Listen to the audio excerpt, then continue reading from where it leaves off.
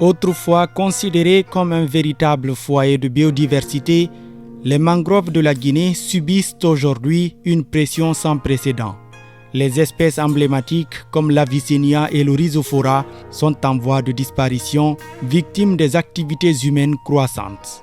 Pourtant, ces forêts tropicales jouent un rôle crucial dans la lutte contre le changement climatique, figurant parmi les écosystèmes les plus riches en carbone de la planète.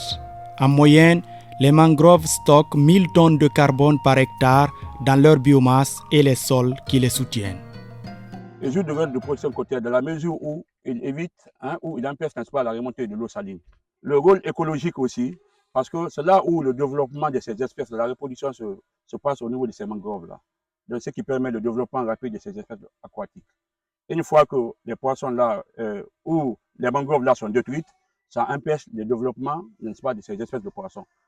En Guinée, plus de 7% de la couverture de mangroves a disparu au cours des dernières années, selon des données du Centre de recherche scientifique de Conakry-Rogbane. À Sondo, dans la préfecture de Koya, la situation est alarmante. Des constructions ont remplacé les mangroves, résultat d'une urbanisation anarchique qui menace l'écosystème. Nous voyons la construction anarchique là. Tout ça là, ça doit être interdit. Maintenant, comme vous constatez sur ces sites-là, c'était des casiers rizicoles c'était des casiers rizicoles. Mais à cause de la remontée, n'est-ce pas, de l'eau saline, maintenant, nous avons perdu une partie, n'est-ce pas, de ce terrain-là.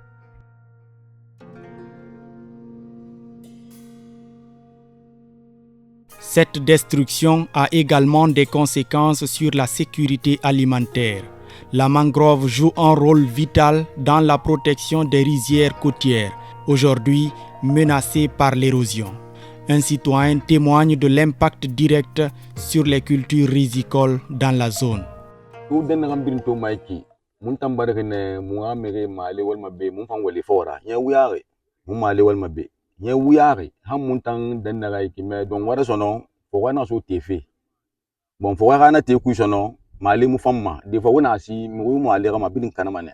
La mangrove agit comme une barrière naturelle contre l'érosion côtière. Elle protège aussi les communautés des vents violents provenant de la mer. Sa disparition expose les populations à des inondations. La mangrove qui joue le rôle de protection maintenant, là, si cette mangrove-là est détruite, il y a la force de l'eau, il y a l'eau qui vient en force et ces villages-là peuvent être inondés. Vous voyez bien les casiers rizicoles là, c'est inondé, ils sont partis déjà. Pourtant ça existait, on cultivait là, ces zones rizicoles là. Et ce phénomène-là peut gagner du terrain.